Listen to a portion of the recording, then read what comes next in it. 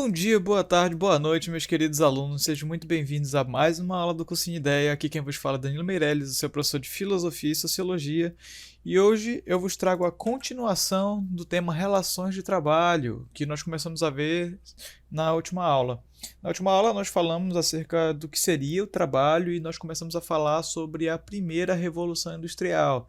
E para dar continuidade ao conteúdo, nós vamos falar hoje sobre a segunda Revolução Industrial e sobre a terceira, para a gente ter um entendimento melhor em como isso transformou as relações de trabalho, como isso mudou a forma como a gente vê o mundo como um todo, né? Para começar, vamos lá. A segunda Revolução Industrial, ela ocorreu em meados do século XIX até o século XX, durou cerca de 100 anos. E dessa vez, diferente da primeira Revolução Industrial, que ocorreu somente na Inglaterra, ela ocorre em vários países. Ela ocorre na própria Inglaterra, ocorre na França, na Alemanha, no Japão e Estados Unidos também. Então, ela deixa de ser uma revolução centralizada num único lugar e passa a ser um negócio mais amplo, começa a ter produção em vários outros lugares que começaram a aderir a esse sistema. Outra característica forte da segunda Revolução Industrial é o surgimento de novas fontes de energia. A gente viu que na primeira era amplamente utilizado o carvão como fonte de energia primária.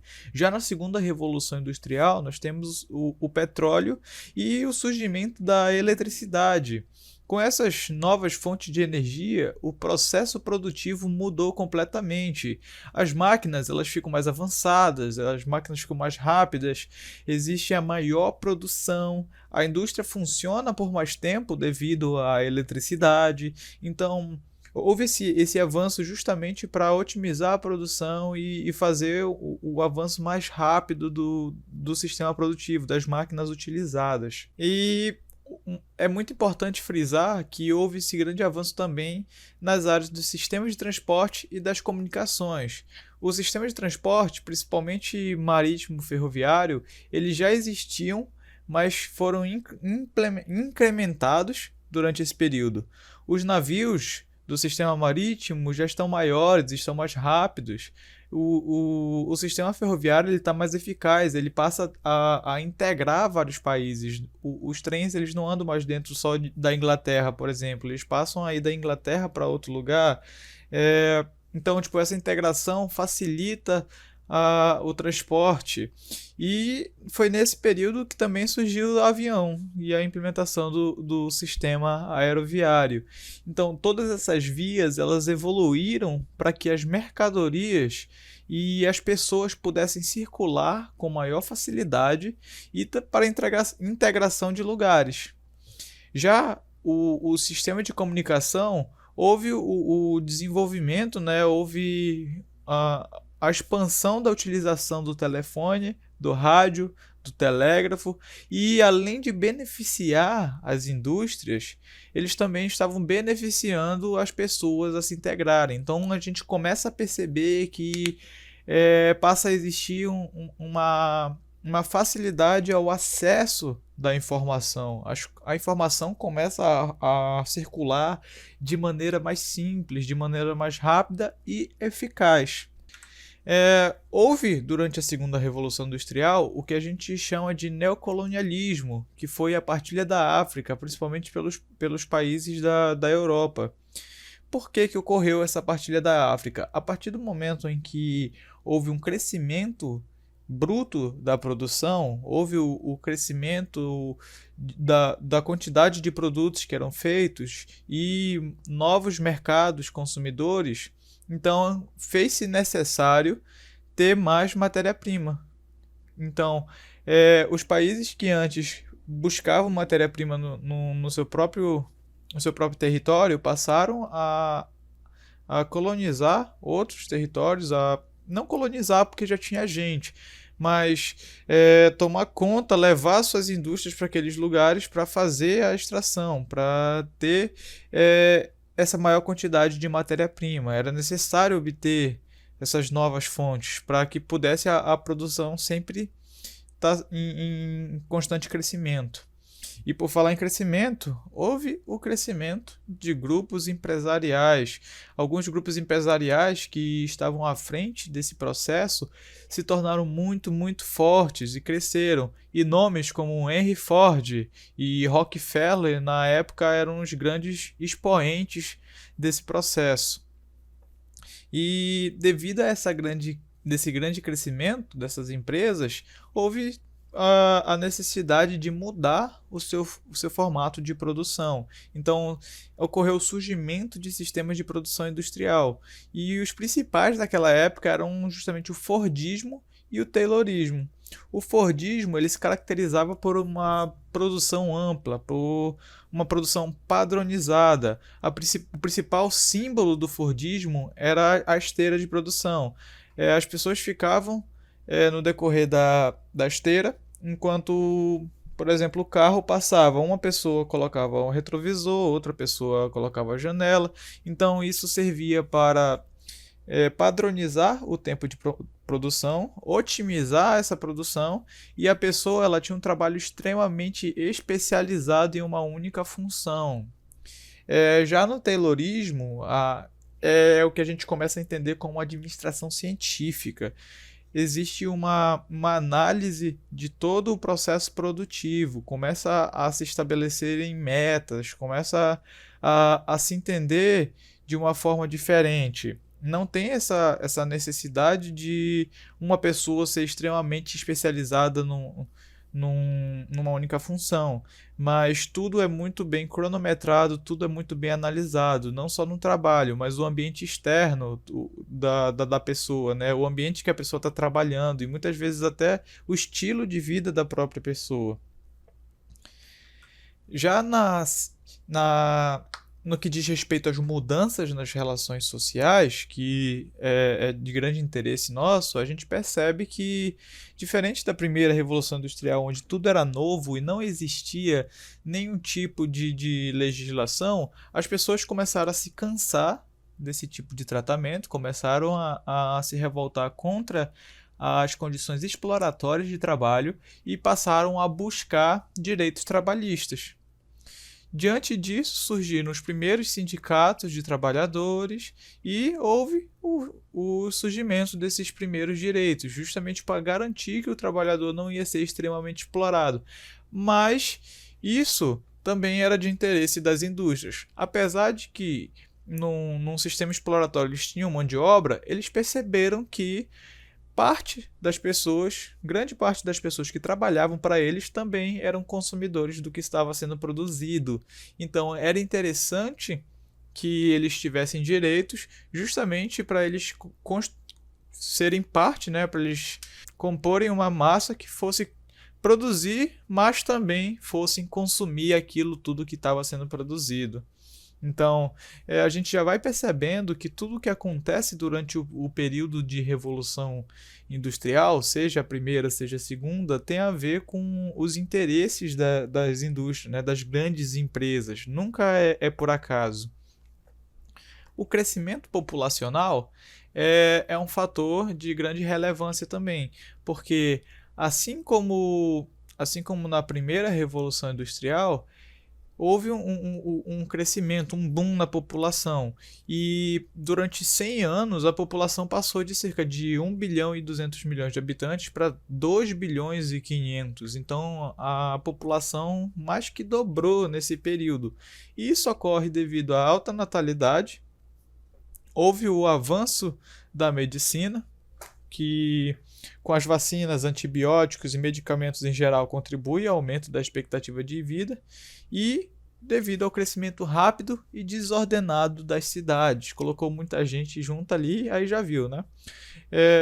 Só voltando um pouquinho, nessa alta natalidade ocorre também não somente por conta do crescimento rápido e desordenado das cidades, mas porque na época não tinha métodos contraceptivos tão eficientes quanto a gente conhece hoje. Às vezes nem tinha, né? A população não tinha tanto acesso. E com o crescimento das cidades, com essa velocidade tão grande e sem a ordenação necessária, surge um problema muito grande nosso conhecido já antigo, que são os problemas ambientais. Os problemas ambientais eles se mostram de diversas formas, e eu citei aqui o que a gente via principalmente. Houve a poluição das águas, as indústrias não tinham um controle adequado do seu despejo de esgoto, então jogava na água mesmo. Houve a poluição atmosférica devido à queima de combustíveis, o lixo era um problema que só crescia, e o desmatamento devido à extração de matéria-prima. Então, a segunda revolução industrial ela trouxe grandes avanços, muitos avanços mesmo, mas tem esse viés problemático acerca do meio ambiente. Ela foi um ponto de extrema poluição. E, pessoal, seguindo adiante no conteúdo, nós vamos falar do que foi a terceira revolução industrial. Como o próprio nome já diz, terceira revolução industrial sucedeu-se à segunda. E ela ocorreu no início da década de 60 e ela vem acontecendo até hoje. A terceira revolução industrial ela é também conhecida como a Revolução Técnico-Científica. E nela ocorreu um avanço tecnológico substancial. Como assim? Foi um avanço tecnológico muito bruto, muito rápido, da década de 60 para cá. E ela passou a ocorrer em diversas áreas do conhecimento. Alguns dos exemplos são genética, informática, robótica, biotecnologia, coisas que nem se imaginavam existir antes. Então, a terceira revolução industrial ela veio para quebrar paradigmas. Ela é a revolução técnico-científica porque ela passa a ter um investimento massivo em ciência, começa a ter um avanço muito rápido, e um ponto que a gente vê que é de extrema caracterização dela, a questão da informação. A informação que já vinha sendo facilitada, já vinha sendo otimizada desde o processo da segunda revolução, ela passa a ocorrer de forma quase que instantânea, principalmente com o avanço da informática, com o surgimento da internet. Então, durante o processo da Revolução Industrial, ocorre também essa junção do avanço tecnológico com a produção de mercadoria. Passa-se a utilizar todas as novas tecnologias voltadas para a produção, para sempre estar melhorando esse processo. Um grande exemplo disso é a utilização da robótica, da informática para automatizar os processos, né? Então, como a gente vinha falando, sempre dando essa ênfase nas fontes de energia, onde na primeira revolução era o carvão, na segunda tem o petróleo e a eletricidade, na terceira revolução industrial já se utiliza de várias matrizes energéticas diferentes. E com isso surge o que a gente conhece como as fontes limpas. Devido àquele processo de alta poluição do meio ambiente, as pessoas começaram a ter mais atenção a esse tema, porque estava dando muitos problemas em várias questões, e surge as pesquisas em cima dessas fontes limpas, e muitas vezes são de baixo custo e sem, como o próprio nome diz, né, sem estar necessariamente poluindo como as anteriores. E a terceira revolução industrial foi um período que começou a trazer para a gente essa consciência ambiental que a gente não tinha antes. Na área do transporte e da comunicação, a circulação de informação e mercadorias era extremamente facilitado. Se na segunda já se estava utilizando avião, navio, trem de maneira muito eficaz, na terceira isso se intensificou mais ainda no que diz respeito às mercadorias, mas como eu disse, a circulação de informação, depois de um tempo, se tornou quase que instantânea. E isso criou o que a gente chama de mundo reduzido, gera o processo de globalização. O mundo reduzido é um mundo sem fronteiras, sem barreiras. E isso é devido a essa facilidade, o que levava muito tempo para ser feito, hoje é muito rápido. Por exemplo, na época da colonização do Brasil, eram mais de mês para as pessoas virem de Portugal para cá. Hoje, com um voo de 7 horas, 6 horas, você chega em Portugal. Então, é como se o mundo estivesse cada vez mais pequeno e você pudesse acessar os locais com mais facilidade. Ou seja, isso serve não só para as pessoas, mas também para as mercadorias, o que é muito relevante para as indústrias, já que o produto vai ser escoado mais fácil, vai ser vendido mais rapidamente, o lucro vem mais rápido e você pode produzir mais. Isso gera o que nós chamamos de mundo integrado, ou mundo globalizado, como a gente costuma chamar na geografia. E novamente ressaltando a importância da troca de informações. Quando uma nação passa a aderir a algum modelo, é muito mais fácil que outras nações comecem a ver o que está acontecendo e tentar aplicar esse mesmo modelo, porque as informações estão correndo muito, muito, muito, muito fácil. Houve, mais uma vez, o favorecimento das grandes empresas, né?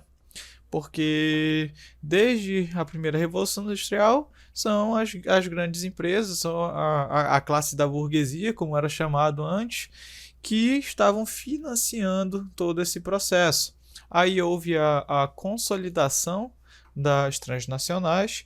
As transnacionais são aquelas empresas absurdamente grandes e que estão presentes em vários e vários países. E elas chegam a influenciar governos, o consumo mundial e detêm o grande poder econômico. Ocorre também o que a gente chama de descentralização da produção. A produção ela deixa de ser localizada somente no seu país sede.